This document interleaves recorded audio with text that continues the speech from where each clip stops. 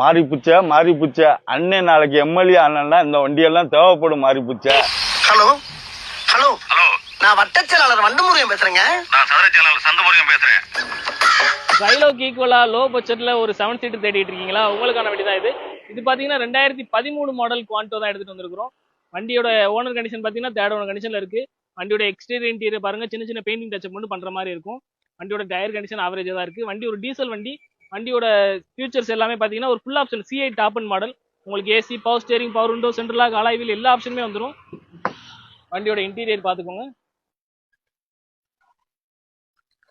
வண்டி ஒரு company music சிஸ்டமோட வந்துடும். ஒரு 7 பேர் போறதுக்கு வண்டி சூப்பராகவே இருக்கும். சின்ன வண்டியா காம்பாக்டாகவும் இருக்கும்.